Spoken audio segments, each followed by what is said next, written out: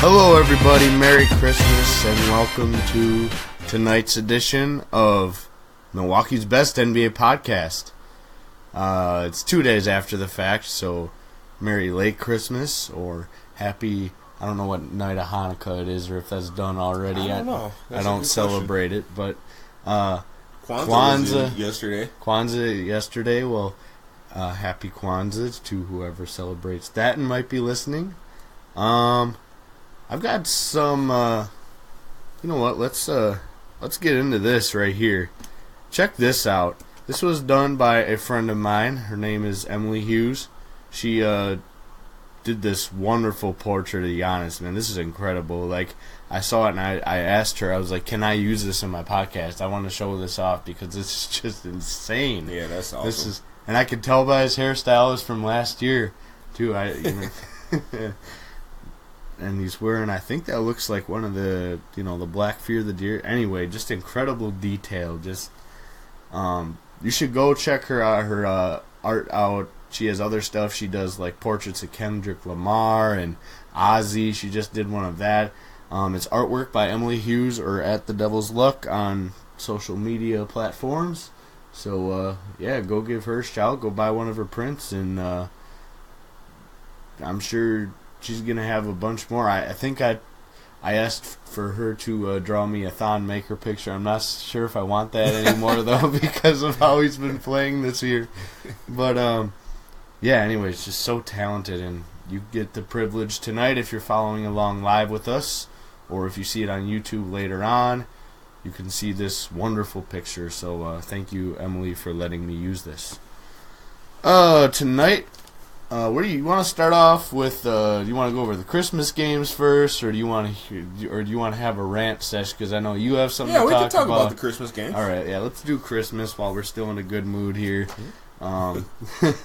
So, first game, 11 o'clock Central Time was Philadelphia versus New York. You had Philadelphia team who was coming off of 4 straight losses, and a New York team who really has been playing above expectations because they don't have Carmelo Anthony anymore. Their big signing in the offseason was Tim Hardaway Jr. Tim Hardaway Jr. is like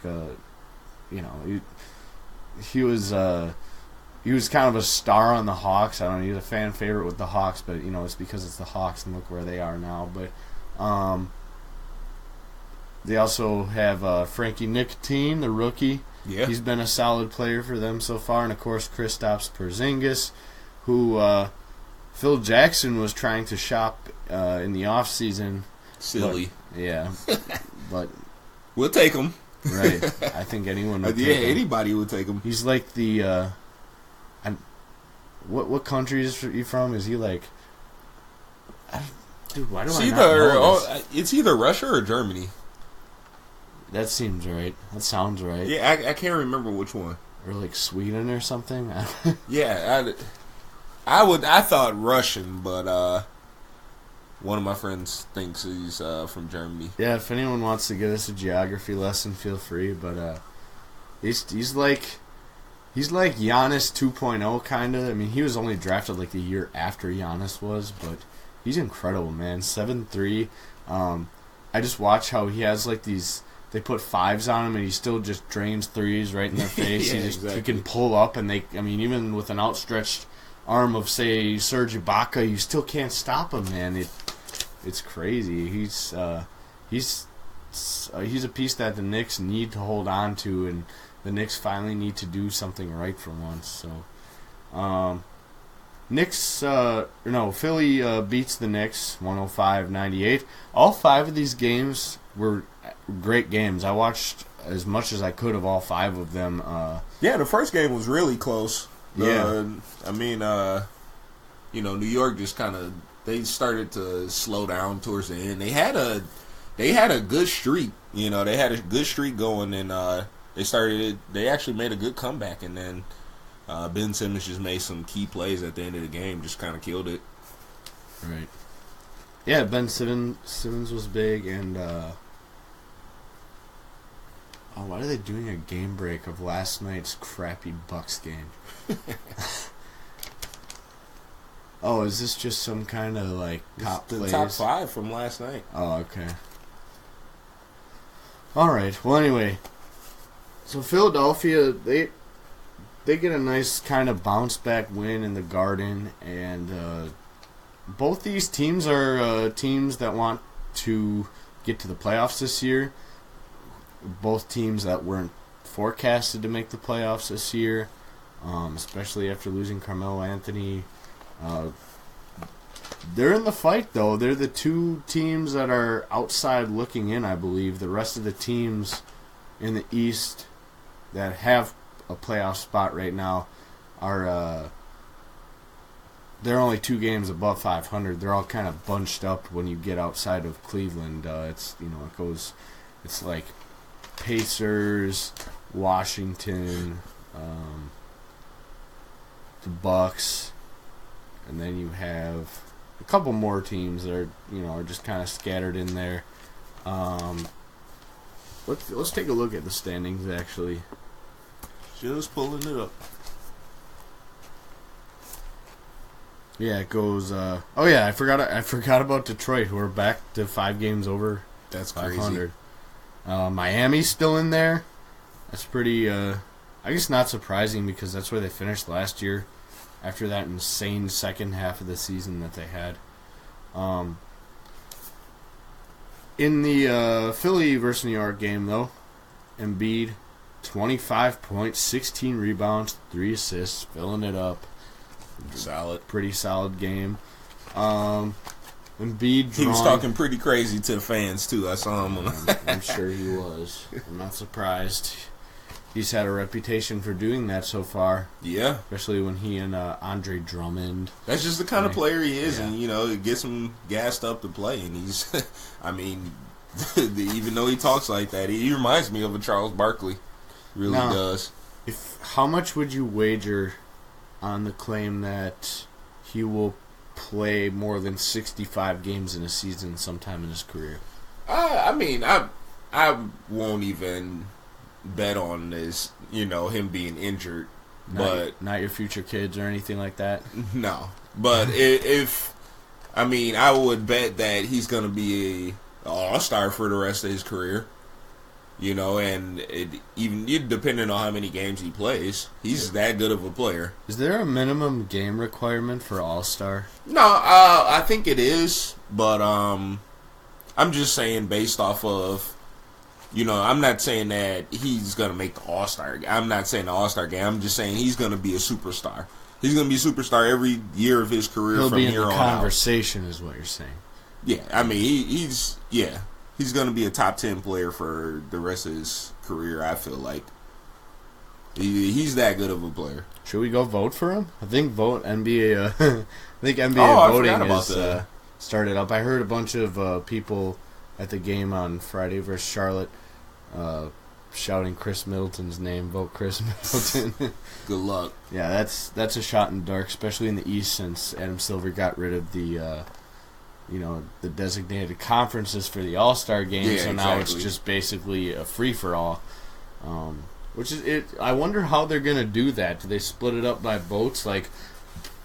It's like alternating, when you pick teams, like captains pick teams, it's like, okay, I'll pick you with the first votes, then the other team gets second, and then third, fourth, fifth, sixth, etc. Yeah, I'm sure. You just pick one at a time. Something like that. That's going to be interesting to see. I kind of forgot about the All-Star game format now. But, yeah, that'll be interesting. Yeah, I think that's the only part about the All-Star game I'm really interested in. Of course, if Giannis becomes the East captain like everyone is saying he will be. I don't know. It's going to be kind of hard to get more votes than LeBron. That's true. Especially because the way, if you vote on social media, you need to actually spell his name right for the vote to count. And I don't know too many people who can do that. So, anyway, the other big man who performed really well in the New York versus Philly game on Christmas was Enes Kanter. Yep, my boy. 31 points, 22 rebounds, and an assist. And I guess we have to mention Porzingis too. He had 22 points and he had 5 blocks, which I'm calling that an off night for Porzingis, and that's pretty solid for anyone else. Right. Yeah, and I forgot to play him in my fantasy anyway. Boy. So I lost out on those 5 blocks, which was. I didn't forget to play in his Cantor. I'll tell you that. Just seemed like a Sunday to me, probably. That's why I didn't. It was like. Yeah, my days were all confused. Fantasy was probably the last thing on my mind. But I think I'm still in first though, so let's go. Yeah, you're hanging in there. I'm only 5 games behind. I think Devin was ahead of me He was ahead of me for a couple weeks, but I'm back in the mix now. Yeah, there you go. Anything else you want to say about that Philadelphia-New York game? I don't really have much else except that it was a good game. No, that was like I said, that was a pretty good game. I didn't even know it was on, and I expected basketball to start at 12, and I turned it on. Yeah, I turned it on at 12. I thought it was gonna be tip off, and it was already almost mid second quarter. Yeah, almost halftime. Yep. Yeah, it started at 11, and I was pretty excited. I was already in my chair. I had a drink made, and I was ready for some NBA basketball, man. It was sweet. Second game, Cleveland and Golden State. Another good game. Another very good game. I mean, the biggest lead all game came, it was a 7-point lead at one point, and it was the final was a 7-point. But once they went up 7 points, and I want to say 4 or 5 minutes left in the game, that's how close of a game it was. That was the biggest lead of the game, 7 points. Oh yeah, and they had I mean, they were just going back and forth all game, and it was a crazy game to watch. You know what sucked is I fell asleep and I missed. Oh God, I had too much ham. The combination. No, it was too much buffalo chicken dip, man. I always make that for Christmas, and I ate probably half of it by myself, and plus there was an assortment of the Christmas cookies and the just other things. We had a huge breakfast kind of brunch thing too, so there you go. It was like cinnamon rolls, some this breakfast casserole, some leftover deep dish pizza from the night before. It was incredible, man. And then you caught what we call the itis. Oh, and in a combination with being, having like 3 drinks during the second half of the first game. Yeah. I was ready to go on Christmas, man, I tell you. But yeah, I missed the second half of that Cleveland. Well, it was actually the third quarter is when I fell asleep. But you know what it felt like? The preview for the NBA Finals in 2018. Which is why that wasn't the game I was looking forward to most on Christmas. Right. I was actually looking forward to the. It was a tie between Boston, Washington, and Houston, OKC. Yeah, Houston, OKC is just great game. That's a showdown. I gotta applaud the NBA for putting that kind of schedule, but my only complaint is that instead of LA in the night slot, it should be the Bucks and the Timberwolves in the night slot, man. The Bucks will get a playoff spot next year. No, I mean not a playoff spot. Christmas Day spot, yeah. Which I think is arguably better. Yeah. Than like an 8th seed. Which would you rather have, your team at an 8th seed or your team on Christmas Day? I'm choosing Christmas Day.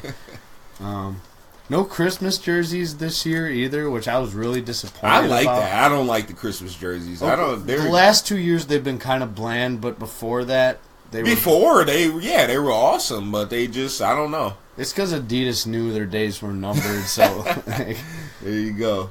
So yeah, Nike takes over. I guarantee next year Nike comes out with Christmas jerseys, and they're probably just gonna be the best jerseys we ever seen. I'll hold you to that, man. These new jerseys that's coming out tomorrow, the city. Oh yes, the city jerseys for every team. All of them are pretty awesome. There's 2 teams that doesn't have them, but I thought they all had them, but maybe 2 just didn't release.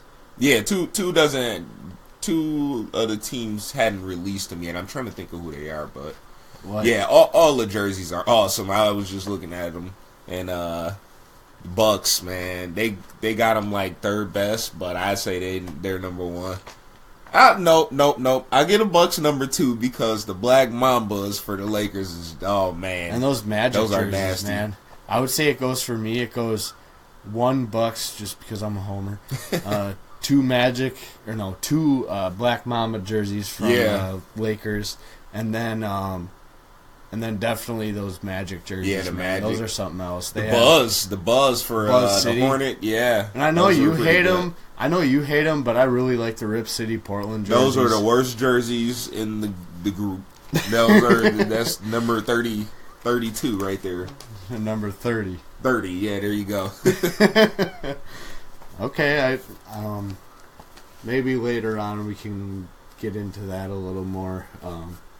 Cleveland and Golden State. So Golden State ends up winning, in case we didn't say already, 99-92. Leaders for that one, Kevin Love. Lots of big rebound performances on Christmas. 31 points, 18 rebounds. Mm-hmm. And I'm pretty sure when I was watching, I saw that he had all of his rebounds by halftime, because I thought I saw the... That is nuts. Right. That is crazy.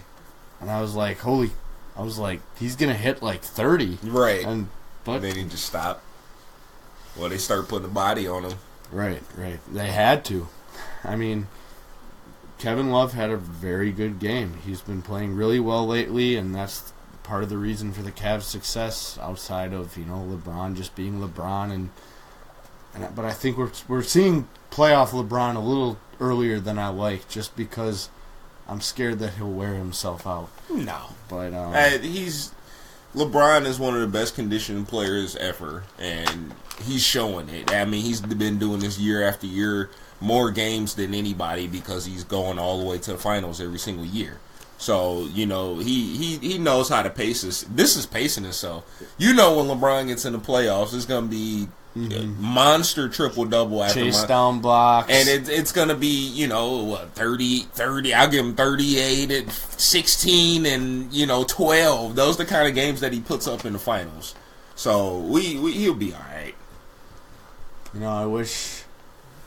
Who's their GM now? It's not David Griffin anymore, right? What's his name? But anyway, he should be making moves, not for washed-up veterans like he's got now, but he's got to be making moves so LeBron doesn't have to do that, because he's got. Well, the thing is that in today's NBA, LeBron is going to have to do that. I mean, they've got the players around them. The players are stepping up. I mean, you see Kevin Love's been having a huge year. No matter if people like him or not, Kevin Love is having a huge year. And, they still have Isaiah Thomas on reserve. That's right. I always forget about that. Everybody does. Once he comes back, they're going to be balling, dude. They're going to be hard to stop. I'm telling you, you remember what I was saying about the All-Star break teams? That's going to be an All-Star break team that might go on a, 26-3 run or something. That's what I want to talk about with you. If we have some time at the end here, we should talk about some maybe potential trades that happen, because it's getting to be that time, man. It's it's the end of December. January 15th is a big date in the NBA. I'm pretty sure that's when the big when you can trade. Is it unrestricted free agents? Sure. There's some big date right there, and that's usually when trade season kicks off. It's so hard to predict those big time trades that. Right, because no one saw the Kyrie Irving, Isaiah Thomas trade. Right, exactly. Coming, so. Exactly. We can predict all we want to. We can predict 15 different teams making these trades, and then one team makes them. That's how I see it happen every single year. I'm like, maybe the Bucks will get, maybe the Bucks will get DeAndre Jordan, and then, we just don't make a move. Right. Because the money's not right, or, just whatever. Exactly. So it's just so many factors that go into that. And that's why everyone always has so many, the draft night trades are always much more covered, like, excuse me, there's so much more covered, everyone sees them coming because you have all the NBA insiders on site, you have all the GMs, they're all right there. If they're not, they're just a phone call away. Same with all the big players who a lot of times they don't get cut into the rumors. They find out, I'm being traded. Okay, see you later, guys. Right. But it's just a lot easier. But these like the off-season trades and the trade deadline trades are a lot harder to see coming. So, a lot of people, Bill Simmons from the Ringer NBA Network, he always puts out his like little fake trade machine. And right. he actually he's really good. Yeah, at he gets it pretty too. close. And then he does the main part is the money. He does the money breakdown, and he shows you okay, this team would be able to pick him up, but it's not likely versus this team that doesn't have room for him. Right, and the funny thing is sometimes he's doesn't even see these big, because he is a Boston Celtics fan first and foremost. Right. So he didn't, there were absolutely no rumors of. I've been hearing trade rumors about who the Celtics trying to get somebody. I want to say DeMarcus Cousins or Anthony Davis. That's who it is. Yeah, yep, and I heard those two. But again, the money situation over there is just an issue. And I said that once they made the Kyrie trade, they gave up a lot to try to get Kyrie Irving. Well, the money situation's pretty bad in New Orleans too, so I don't really see that trade going down because New Orleans just gave that big contract to Drew Holiday, and they have New Orleans. They still have DeMarcus Cousins on the hook too. Let's not forget, and they also there's been a few other questionable signings by the Hornets that just have put a player like Anthony Davis in the absolute worst place to succeed. Exactly. So, yeah, they need to. They need to change management before they do anything. Right, I agree. That organization is just not getting it done. They haven't been. Derek. Okay, no, I thought that was, for some reason I read Del Curry. I don't know why. That'd be cool. I'd go to that game. But next game, Boston versus Washington. Boston, 27-10. They've lost 5 or 6 of their last 11 after starting out so hot. Exactly. And Washington, they get a win, a really good win against Boston at home, and John Wall's back and firing at all cylinders now, it looks like. Washington could really use they have no depth, man. They could use another big man. They could, and the reason is because they signed Otto Porter Jr. to that huge deal, and John Wall's gonna be coming up on a payday soon too, and they don't have any room to make moves, so it kind of sucks for them because I know they want. I've heard DeMarcus Cousins come up in same sentences with the Wizards team. Well, yeah, I mean, how awesome would that be? John Wall and DeMarcus back on the same team? Right. Oh, man, that would be a problem. I tell you that right now. That might be Eastern Eastern Conference Finals team for sure. Wildcat takeover, man. Oh, man. What if they were all on the same team and then you add Anthony Davis and Eric Bledsoe, all the Kentucky stars, Karl Anthony Towns? I could see it happening. We should just make sometime we should make a Kentucky All-Star team. Oh boy. And look back and pair it up against North Carolina and Duke. We'll make some rules. We'll say last 10 years or something like that. I wanted Paul Pierce. Well, I know, but let's make it just active players. How about that? I like that. We'll make it active players. So that'll be next week. We're gonna make the All-Star team from Duke. We're gonna make the All-Star team from Kentucky, North Carolina. That would be awesome. I like Kansas. that. Kansas is a big one. Yeah. Too. Oh yeah. That's what I meant. I'm sorry. No. I was talking about Paul Pierce. Paul Pierce went to Kansas. Oh yeah. Yep. I wish I didn't catch you on that one. So,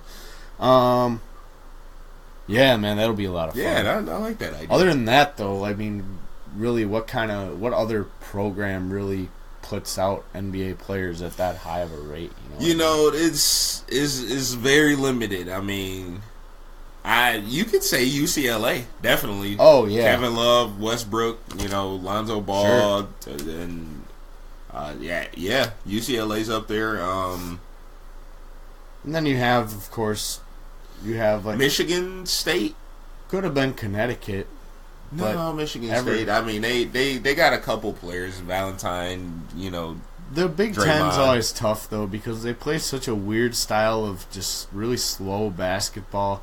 I think Michigan State, maybe, along with Ohio State, are the two that kind of get away from that style. They play a little faster, but, like Wisconsin and Purdue, and those games just crawl by, man. They're that's true. Like Michigan and Illinois. Yeah, no, that's a good idea. I like that. I'm gonna think of some teams that has produced a lot of stars, over the last decade.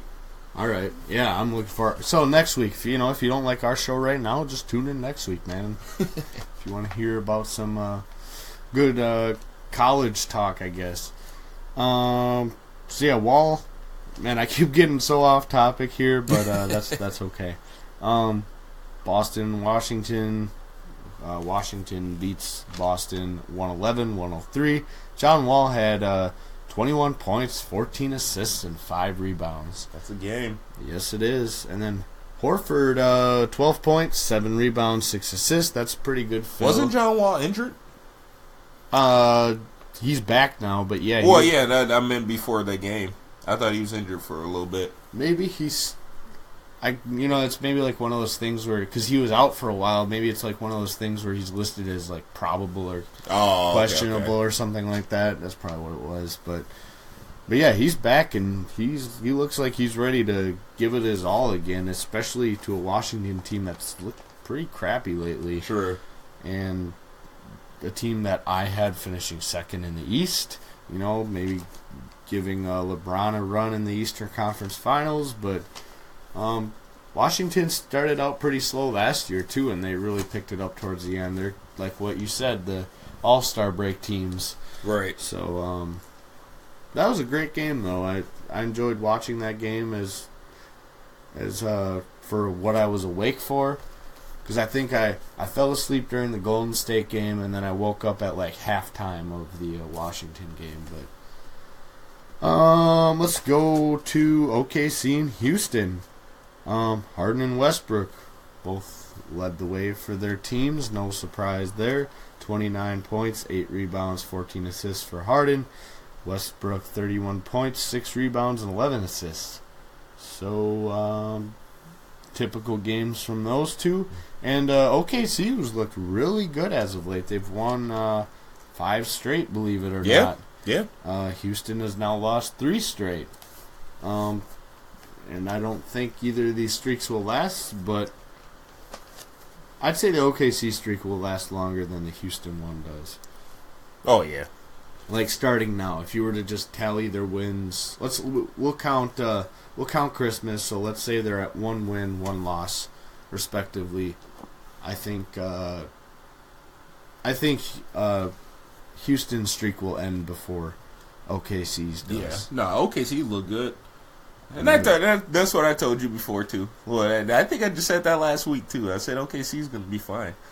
They're still figuring it out, Again, it reminds me of how when the Heat was first put together with LeBron, D-Wade, Chris Bosh, they struggled. They struggled the first half of the season, all the way up until All-Star break, and then they went on a run. But... yeah, I think they'll be fine. Yeah, and at the end of the day, they got 3 perennial all-stars that at any point in the game can take over. So, that you don't have a problem there. They need to figure out their half-court offense, man. They need to cut down on the ISO and... yeah, and like I said, man, Billy Donovan might be the issue. He might be the issue there. So, we'll find out. Because it seems like he's on the hot seat right now, but yeah, I think they'll save him. He's kind of like today's Eric Spoelstra, Yeah. Hey, Dad, that's one coach that I could not stand. So many people gave him props. I never gave him any respect, no matter how many rings that team won. Right, I don't think anyone did. No. Hey, LeBron was the coach of that team, and he deserved nothing. Now, I'm sorry. I thought they should have brought in the first time when they lost to the Mavericks, I thought they should have brought Pat Riley out from the owner's box and told him to come down and coach. Yeah, I heard that a lot. Yeah, I think OKC. I mean, ultimately, either way, I mean, if they keep losing, then I look like a genius now, and if they win and get number 2 in the East, then I look like a genius because that's what I originally predicted them at. But that's all I care about, right? Looking like a genius. Here you go. So 112-107, OKC gets the win over Houston at home. The Rockets just kind of fizzled out at the end, and maybe they're hot start to the season. They're a 3-point shooting team. They shoot the most threes in the NBA. Maybe it's going to come to an end soon, just their luck. I mean, it won't be for an extended stretch, like I said, but it'll still, it's bound to happen when you're a 3-point shooting team. You get streaky, and yeah. Final game of the night. I did watch most of this one because it was actually really entertaining. I thought the Timberwolves would kind of handle the Lakers. Jimmy Butler led the way with 23 points, 5 rebounds, 8 assists for the Wolves, and then Kyle Kuzma, 31-point night for the young guy. He's been tearing it up. He's 3 rebounds, 4 assists. Yeah, dude, he really has. I think he's the best rookie on the team for sure. Definitely. I don't care what anybody says. I think 90% of people would agree with you right now. Yeah. If more like 99. I don't think he's ridiculous. I didn't expect him to be that good. I'm not gonna lie. No one did, and you know what? That's just, it's kind of like with how Malcolm Brogdon worked out last year for the Bucks. There you go. The second round guy is actually the guy that pans out. Now, of course, they knew when Don Maker was going to be more of a project like Giannis was, but so you're not going to see that. He's more of a ceiling guy and kind of a future guy rather than a NBA ready contribute now. But sure. Again, nobody saw that from Brogdon, but he's a I don't know if Kyle Kuzma was a 4-year, senior kind of guy, but stays in college all 4 years. But those guys lately have been, they kind of tend to work out a little better than the one and done high school guys. It's real hit or miss, Exactly. But usually get something. Well, and that's the thing is false hope because these guys believe that they can make it, and they know they can make it to the NBA, but they believe that they're just gonna get there and become this big all-star, but they're not. It's only certain players that happens with. It's only really the best of the best. And then the national media sees a few dunk highlights of these players, and then they start watching them, and then the hype train really builds, and then when it doesn't live up to the hype, well, then we start second guessing everything that comes out of the draft. Exactly. And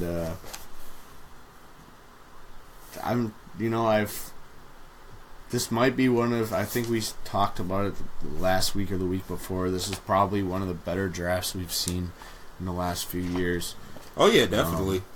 With so many of the lottery picks performing at such a high level already, and even if they're not on the highlight reel every night, they're still great role players for their teams. Very true. Yeah, Kyle Kuzma, man, he could be a very nice, could be that nice piece they didn't, it's house money. Right. They got him, and exactly. Maybe he'll put them one step closer to their in their rebuilding process. Oh, I think he will for sure. I think he will for sure. I say they hang on to him. Hopefully you don't have to pay him that much down the road, but if he keeps playing like this. Yeah, they're going to have to pay him. I think so. There's no way. He's going to be an all-star eventually.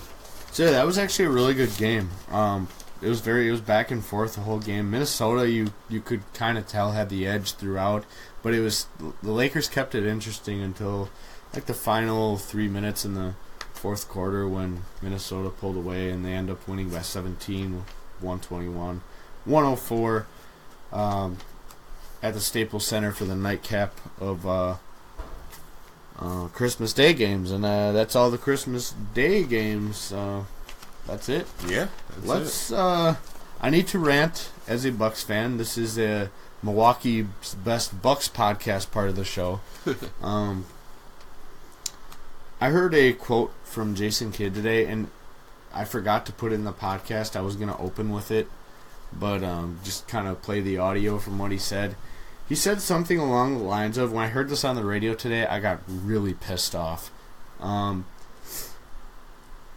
expectation, he said something along the lines of, we're still young, we're still learning out how to win. I think everyone's expectations for this team are a little high. He said that.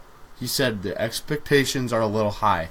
Hold on a minute now. Haven't we been saying that for the last 3 years? When did the expectations become we finally need to beat the Bulls at home? Why are we making excuses for these kinds of losses when they happen night in, night out? You just lost to the Hornets, which, I mean, you were on the road, but still, the Hornets have been terrible this year. You lost to 2 games at home against the Bulls, and Kidd comes out and says that the expectations are too high.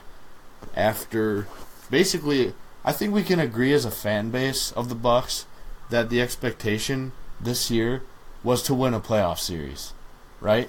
Now, of course, we're not there yet. We're not even to the playoffs this year yet. But there's nothing right now that tells me the way this team is playing and the way this team is being coached that they can win a playoff series, especially if they do not finish in the top 4. Because if you finish 5 to 8, unless you finish number 5, really, you're not going to win a playoff series because you're going to be facing either Boston, Toronto, or Cleveland. And we all know, unless Giannis just takes it to the absolute next level and Chris Middleton gets out of his funk, and, it's just not happening. You're not going to beat a Brad Stevens coach team in 7 games. Well, let me dig a little deeper into what he said. Players and coaches, they choose their words carefully, and they can't. I've got more, so I'm going to let you finish. Yeah. They can't really go into it like they want to. And basically what he's saying is, yes, the Bucks are still growing people. And, I think us as a fan base are expecting them to go on this 10-game winning streak and be the number 1 through 3 seed. But we're not there yet. The only reason we're confused and we think that we're this top team, one of the top teams, is because of how Giannis has been playing this year. Giannis has been carrying this team. And that's just at the end of the day, that's what we got to face. Chris Middleton has his streaks. I wouldn't go there. I was going to say he reminds me of J.R. Smith, but I wouldn't go that far. He can't. That's kind of similar, actually. He gets streaky. He can go off for 30 points, but then the next game he'll have 12 or something like that, and then you're like, what's going on? He reminds me the most, and maybe it's just because he shared the number 22 and because they were on this, he also played for the Bucks, but he reminds me a lot of Michael Redd, and kind of a poor man's Michael Redd, because sure. Well, no, I wouldn't even say a poor man's Michael Redd. But yeah, they're probably Michael Redd was the only reason that he scored so much is because we ran the entire offense through him. Right. Right. So when you take 20 shots a game, that's you're gonna get at least half of them, hopefully. Check out the statistics, though, and I want to, everyone. I've heard a lot of people counter to the arguments I'm going to present here for why I believe Jason Kidd is an inferior coach. They always say, "Oh, the Bucks, last year they picked it up when it counted." After the All-Star break, they went 20-10 to finish the season, and I agree that's a great accomplishment. But that was partly due to the Chris Middleton return hype, and also they lost that series pretty ugly at the end against Toronto. That they got blown out in the 5th in Game 5, and then Game 6 they were in it, but just sure. Yeah, but I'd say more of that is the blame of a young team instead of blaming the coach. First of all, he's a young coach at the same time. He's one of the younger coaches in the league. He's doing what he's supposed to. I don't think it's fair to just blame him for it. It'd be different if you got 2 to 3 guys that drop, 20 plus a night, and you're like, why are we losing? In OKC style, they got 3 guys that we know they're all-stars, and they're losing, but we're not, we're still a struggling team. It's still a young team, and you gotta, we gotta be patient. But right now, let's evaluate right now, and let's evaluate. I'm going to lay some statistics down too of kids' coaching tenure. All right, and the record has coincided with, because we all know that Jason Kidd has a lot of influence in the moves that GMs have made, especially with John Hammond. He's boys with God, I'm blanking on the name now. One of their owners, Wes Edens. He and them are boys, man, and they basically gave them free reign. Jason Kidd, when he came to Milwaukee, he came here because he wanted to be a GM, because he tried the same thing in Brooklyn and was unsuccessful. And here's an example of him being a GM. We all know that he was the one who brought Michael Carter Williams here, right? He did not like Brandon Knight. The Bucks were 30-23 when Knight left. After he got Michael Carter Williams, 11-18. Same exact players on the rest of the squad. They had Jabari, they had Middleton. A young Jabari, young Middleton, second year Giannis. But obviously they were riding Brandon Knight. Brandon Knight worked with that offense, and they got off to such a hot start. That was the thing. He didn't work with that offense. He was a player that they gave free reign to because he was pretty much the only player on the team that could take over and score. But then he bought into Michael Carter Williams. But who wouldn't have bought into him after that? He had a killer year. He was on a garbage team, man. What does that mean? Garbage team. Any player when put on that team can put up those kind of numbers. Well, at the same time, we needed a passing point guard, and he wasn't. Michael Carter He was an assistant. He averaged more assists than Brandon Knight. Yeah, but he also took more threes and had one of the worst. No, he didn't take John more Henson's threes better than at Brandon threes. Knight. He didn't take more, but he missed a higher percentage. I could pull up so many box scores of Brandon Knight's scores, and it'd be of 19 or something like that. And you're like, what is going on? Like, why is he taking all these shots? But at the same time, we didn't have many options at that time.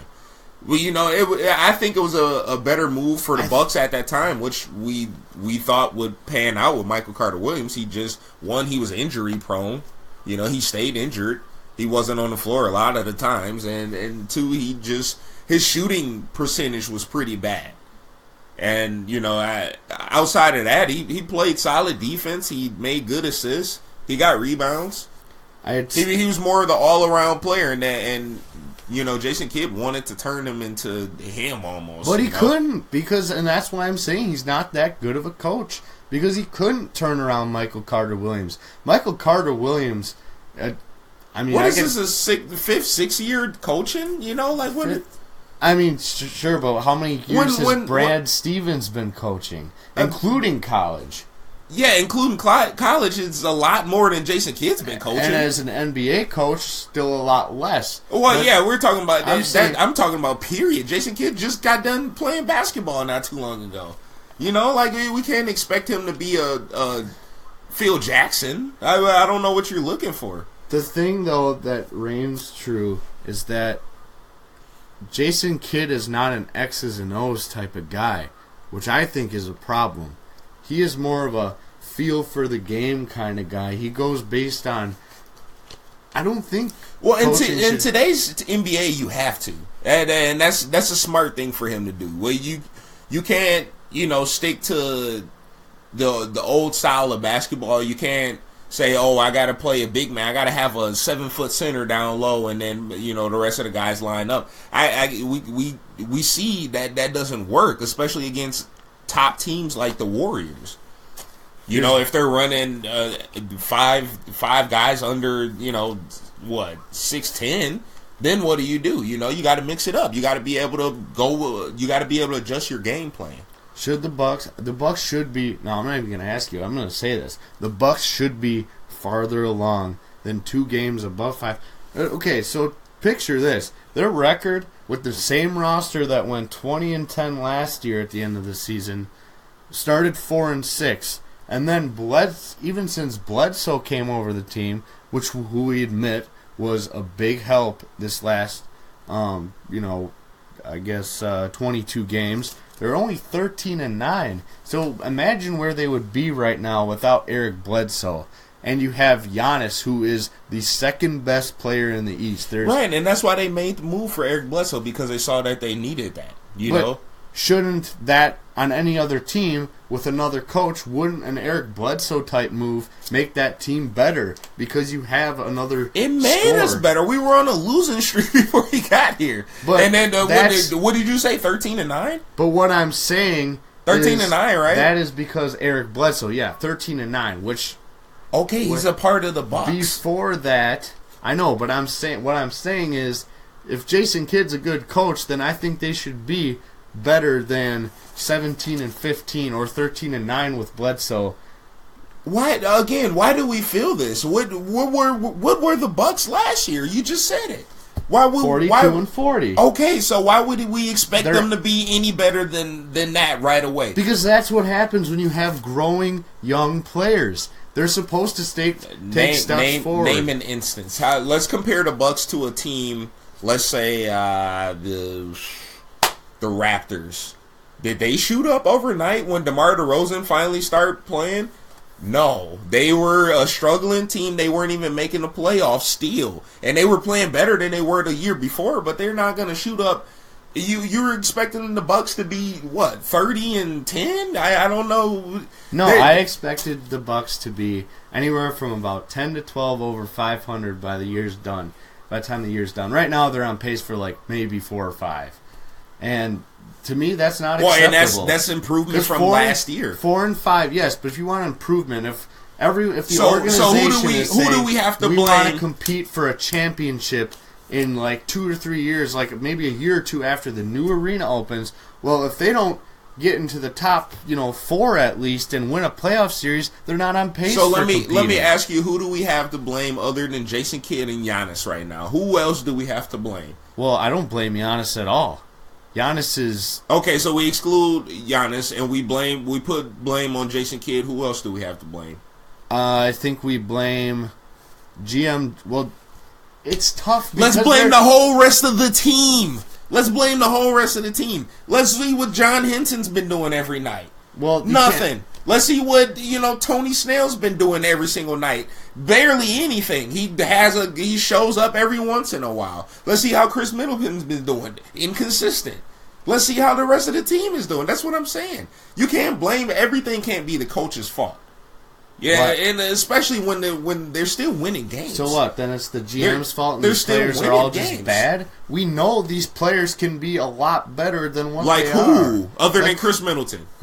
Eric Bledsoe. He hasn't even been playing his... Okay, well, he's actually been playing solid. So, other than those two who are stars, who else do you know for sure is supposed to be playing better than what they are? For the money, let's say? Well, that's what I'm saying. That's not Jason Kidd's fault. That's not the money. Well, he brought a lot of these players here, though. But the Bucks, he didn't decide to pay Tony Snell how much. No, that's the GM. You know what I'm saying? For Tony Snell, he didn't decide to pay Greg Monroe $80 million. You know what I'm saying? He's playing the cards that he's dealt, and we gotta. He dealt himself some of those cards. Some of them, and some of them panned out. Giannis was one of his boys. No, he wasn't. In fact, I heard we got into the same discussion on Saturday, and you said Jabari. No, Jabari was okay. And they had sights on Jabari before Jason Kidd got there. Brogdon was okay. He's a part of that. I don't think he was Jason Kidd's guy though. All I'm saying is, how do you mean? He's a part of the staff that chooses the team. It's not just Jason Kidd's decision to say, "Hey, I want him." No, this is Jason Kidd's boy was Rashad Vaughn. This is a whole decision by an entire board here. These guys they're making a decision. They're coming up with a vote like, "Hey, we're gonna go for him instead of him." Okay, this isn't just saying like Jason Kidd coming out and saying, "Hey, I want him, otherwise I'm out of here." But think of all let's use Rashad Vaughn. That's actually a really good example because Rashad Vaughn He had so much potential coming out of college. Okay. He was only, like a 16th pick or something like that? Yeah. Still, that wasn't the best draft class. But anyway, Jason Kidd picked him up with the intent to coach him up. He has not coached him up. In fact, And do we blame Jason Kidd or Rashad Vaughn's garbage three-point shooting and everything else on the floor? Well, he's not that good of a player. He needs to coach Rashad Vaughn up. Maybe he's been coaching for how many years? 3 years now. 3 years. And okay, it hasn't been working because he's garbage. What do you mean? But a good coach should be able to maybe. What do you mean? A good coach should be able to take a mediocre player and teach them how to play the game. He's already turned Brogdon into something completely different. Brogdon coming into the NBA was not playing like he was today. No. In Virginia, he did not play like he does today. So what does that mean then? That means that Kidd is choosing which player he wants to coach. No, that's not what it means. All I'm saying is you're putting blame on one person, and instead of looking at an entire roster full of players that are below mediocre.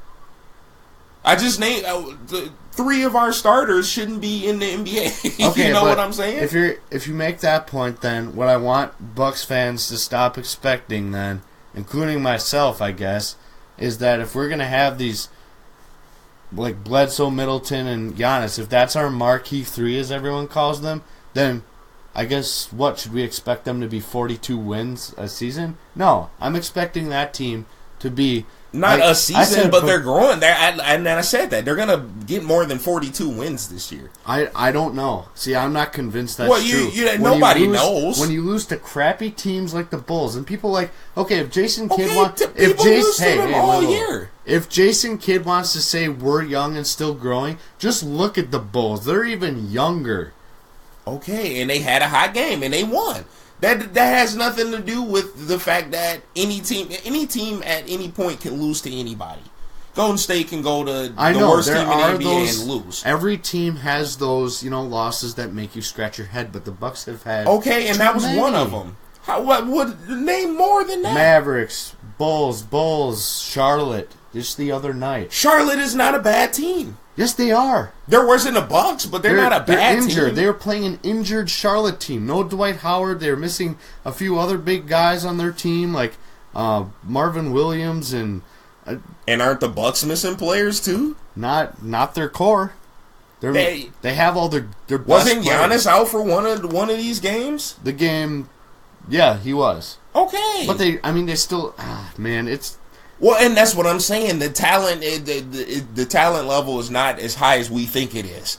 As Bucks fans, we see so much potential. Yes, you're right. We see so much potential on the floor. But at the end of the day, these guys aren't. They're not superstars. Okay, I'm sorry. Let me just one last thing. Look at Indiana right now.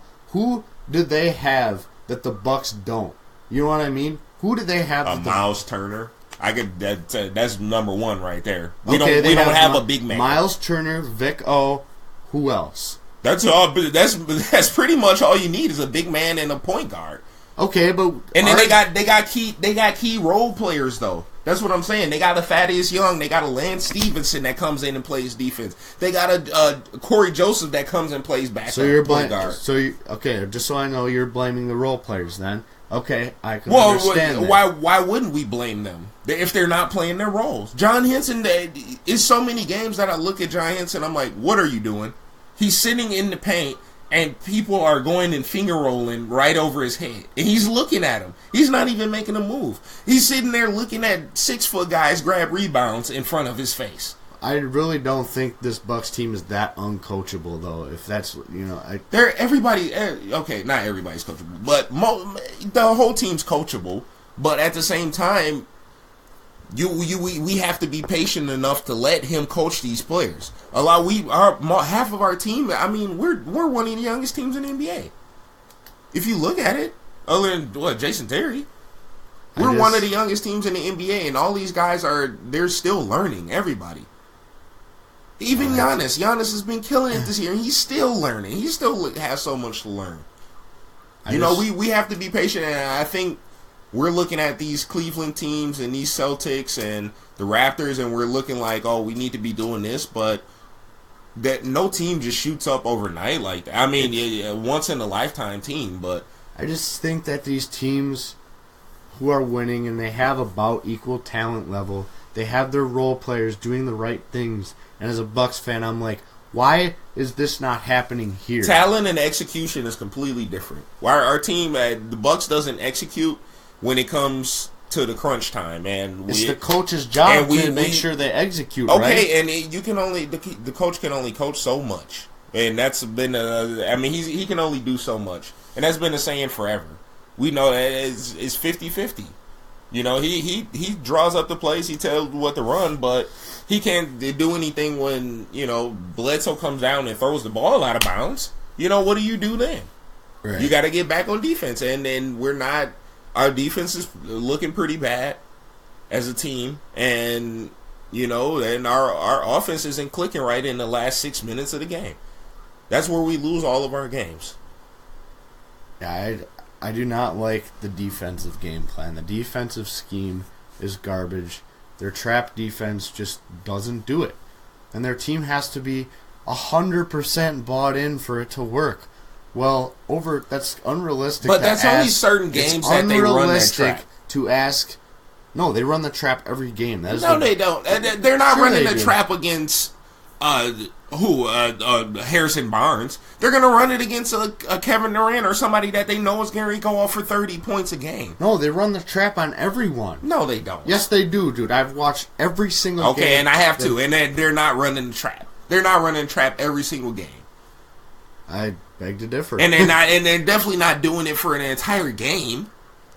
All right, let's clean this up now. We can continue. Maybe we'll put out some bonus coverage of this argument going on for like 15 minutes, which I think the people would love. But next week we got the All-Star College programs. We're going to go through the main four, and then I guess we can put UCLA.